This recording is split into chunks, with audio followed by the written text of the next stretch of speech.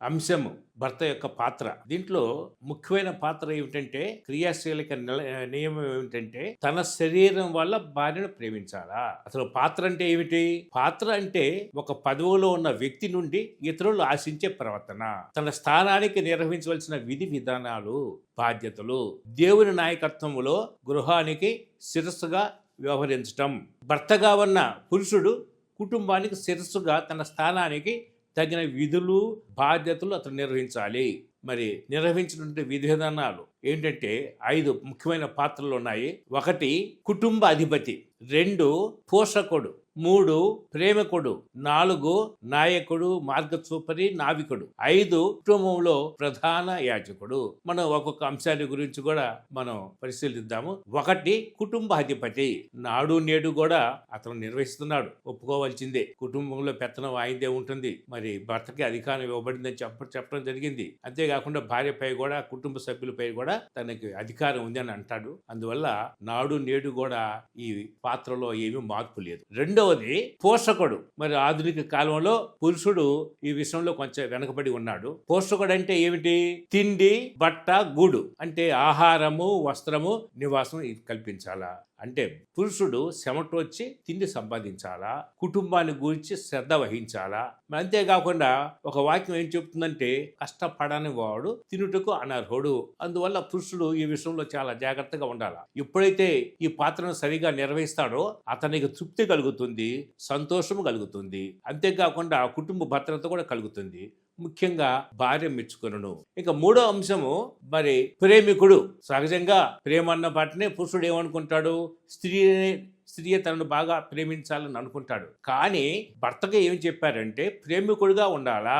మరి చాలా సార్లు కూడా ప్రేమించాలా, నీ భార్యను ప్రేమించాలని చెప్పడం జరిగినది. అంతేకాకుండా మరి ఎప్పుడైనా సరే మరి పురుషుడికి ప్రేమతత్వం ఉండదా అంటే కుటుంబంలో ప్రేమిస్తాడు, కానీ అంతర్గతంగా ఉంటాడు, కానీ బహిర్గతంగా చూపలేడు. కుటుంబం అన్న, భార్య అన్న, పిల్లలన్నా కూడా అంత ప్రేమే, అన్ని పనులు కూడా చేస్తూ ఉంటాడు వారి కోసము. కానీ కొన్నిసార్లు ఏమవుతుందంటే అన్ని వేళలా ఎప్పుడు కూడా ప్రేమించడం కష్టము. అంతేకాకుండా భర్తలు భార్యలపై ప్రేమను బహిర్గతం చేయటం చాలా కష్టము, చాలాసార్లు చేయలేరు కూడా. మరి ప్రేమగా ఉండాలా, ప్రేమించాలంటే ఏమిటి? ప్రేమ అన్న పాటనే లైంగికమైన విషయాలు ఏం కాదు. 1 భార్యతోటి మంచిగా స్థిరమైన మృదు సంభాషణ చేయాలా. అంతేకాకుండా స్త్రీ భార్య పట్ల జాగ్రత్త వహించాలా. ఎందుకు వల్లనంటే భౌతికముగా స్త్రీ అబల గనుక. అంతేకాకుండా ఇచ్చువాడుగా, అవసరాలు తీర్చువాడుగా ఉండాలా. మరి స్త్రీ ఏమిటి? కలలు కంటుంది. పురుషుడు ఏం చేయాలంటే ఆ కళల్ని నిజం చేయాలా. అంటే ఇచ్చువాడుగా అవసరాలు కూడా తీరుతూ ఉండాలి. అంతేకాకుండా కఠినముగా ప్రవర్తించకూడదు. భార్యని విలువగల వ్యక్తిని గ్రహించి అర్థం చేసుకోవాలా. కఠినముగా ఆమెతోటి మరి చేయకూడదు. అంతేకాకుండా అన్ని విషయాలలో పాలు పంచుకోవాలా. అంతేకాకుండా కలిసిమెలిసి ఉదారంగా, సగౌరవంగా, ఉదారంగా కలిసి జీవించాలా. అంతేకాకుండా ఆమె విషయమై ఆసక్తి కలిగి ఉండాలా.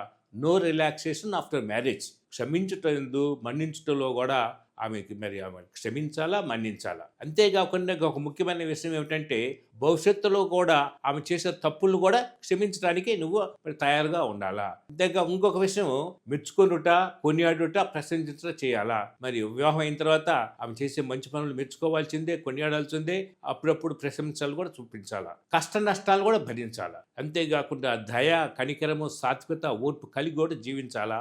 ఒకరొకరు బోధించుకోవాలి, కలిసి ప్రార్థించుకోవాలా. ఇక 4వ అంశం ఏంటంటే నాయకుడు, మార్గచూపరి, నావికుడు. అంటే రక్షకుడు, కుటుంబాన్ని రక్షించేవాడు. అంతేకాకుండా మరి ఇద్దరు కూడా, భార్య భర్త ఇద్దరు కూడా దేవుని ప్రతిబింబాన్ని గుర్తించాలా. నిగ్రహం కలిగి ఉండాలా. మరి సహజంగా నిగ్రహం ఏమనుకుంటాము? స్త్రీలే నిగ్రహంగా ఉండాలనుకుంటాం. కాదు, పురుషుడే నిగ్రహం కలిగి ఉండాలా. మంచి నడవడికలు, మాతృక చూపించాలా. అంతేకాకుండా ఖచ్చితమైన స్థిరమైన నిర్ణయాలు కూడా చేయాల్సిన బాధ్యత పురుషుని మీద ఉన్నది. కుటుంబ విషయంలో దేవునికి ఆయన జవాబుదారీ, లెక్క చెప్పాలా. అందువల్ల జాగ్రత్తగా ఉండాల్సిందే అన్ని విషయాల్లో. తన భార్య విషయంలో కానీ పిల్లల విషయంలో ఒకరోజు దేవునికి లెక్క చెప్పాలి. ఇక 5వ అంశము కుటుంబంలో ప్రధాన యాజకుడు పురుషుడు, భర్త. మరి సంఘంలో యాజకులు వేరుగా ఉంటారు, కుటుంబంలో మాత్రము ప్రధాన యాజకుడు మరి భర్తే. అన్ని ఆధ్యాత్మిక కార్యకలాపాలు గృహంలో నిర్వహించాలా. వస్తు సామగ్రిని సమకూర్చుకోవాలా, ఆర్థిక సహాయ సహకారాలు అందించాలా, వేద గ్రంథ పఠనం జరిపించాలా, ప్రార్థన కలిసి అందరూ కలిసి కుటుంబం ప్రార్థన ఉండాలా, అంతేకాకుండా దేవుని సాక్షిగా మాదిరిగా నాయకత్వం వహించాలా. భర్తగా అతి పురాతనమైన పాత్ర ఇది, కానీ నేడు విస్మరిస్తున్నారు.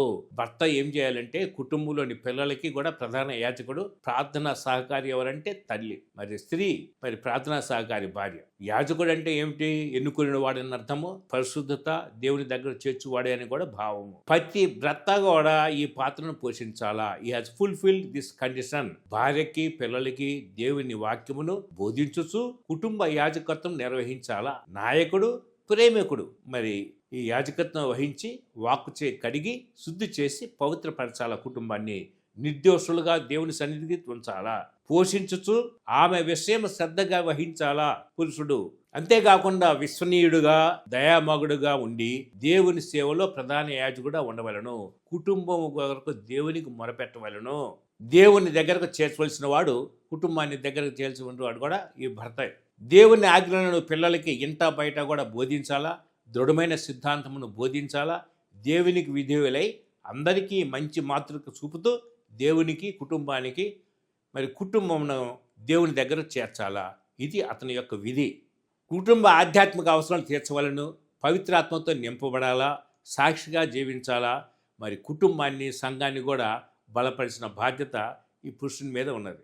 అంతేకాకుండా దేవునితో సంభాషించటము, విన్నపములు చేయాలా. దేవుని స్తుతించి బహుమానాలు కూడా సమర్పించాలా. ఇతరులను ఆదరించాలా. పరిపక్వమైన జీవితంతో ఉండాలా.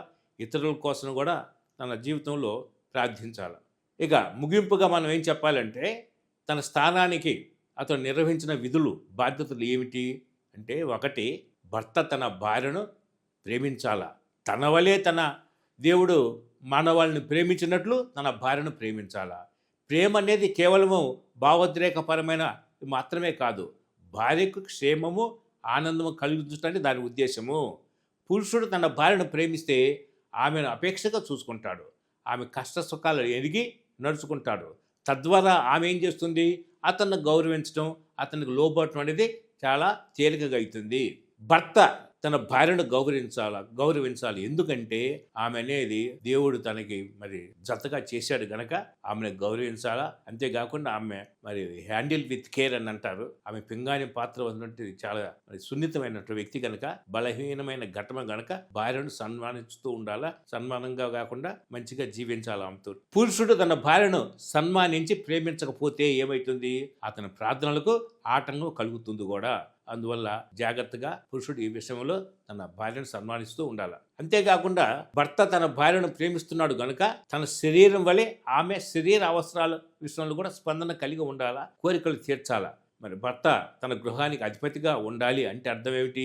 కుటుంబ సంతోషము క్షేమము వర్ధిల్లేగా నిర్ణయాలు తీసుకోవటం అతని యొక్క బాధ్యత. నైతిక ప్రమాణాలు కూడా కుటుంబంలో నెలకొల్సిన బాధ్యత అతనిది. మరి నిలకడమైనటువంటి ఆదర్శంగా అతడు ఉండాలా.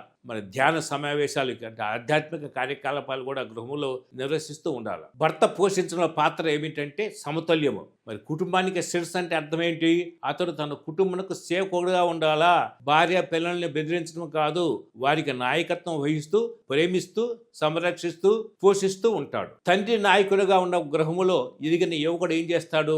తన కుటుంబంలో తన ఇంటిలో నాయకుడిగా ఉండాలని కోరుకుంటాడు. గృహానికి ఆధ్యాత్మిక భౌతిక అవసరాలు అందించడం అతని యొక్క ముఖ్య విధి అయినప్పటికీ కొన్నిసార్లు గృహానికి వస్తు సంబంధమైన అవసరాలు తీర్చడంలో భర్త నిమగ్నమైపోయి కుటుంబ ఆధ్యాత్మిక అవసరాలను విస్మరిస్తాడు.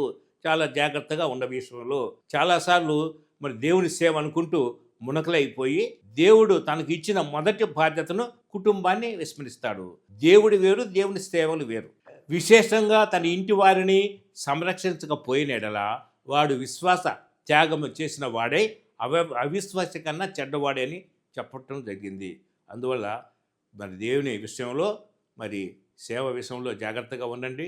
ముఖ్యంగా కుటుంబ విషయంలో కూడా తన బాధ్యత నిర్వహిస్తూ ఉండాలి. భర్త తన కుటుంబ అవసరాలను పట్టించుకోకపోతే అతడు తన విశ్వాసాన్ని కాళ్ళదనుకుని వాడవుతాడు. ఎందువల్లంటే దేవుడు తనకిచ్చిన ప్రథమ కర్తవ్యాన్ని అతడు లెక్క చేయటం లేదు. అతని కుటుంబము, భర్తలు తమ భార్యల్ని మరి సంఘాన్ని ప్రేమించినట్లే ఇంకా అవసరం. భర్త తన భార్యను పోషించడమే కాదు, అపురూపంగా చూసుకోవాలా. అలాంటి వివాహం వర్ధిల్లుతుంది, దేవునికి మహిమ ఘనత కూడా తెస్తుంది. అందువల్ల భర్త రక్షించేవాడుగా ఉండాలా, అంతేకాకుండా పవిత్రపరిచేవాడుగా ఉండాలా, కుటుంబంలో తృప్తి పరచాలా. కుటుంబంలో కూడా అందరినీ కూడా తృప్తివలసిన బాధ్యత ఆయన మీద ఉంది. దేవుడు మనల్ని అందరినీ కూడా ఆశీర్వదించును గాక.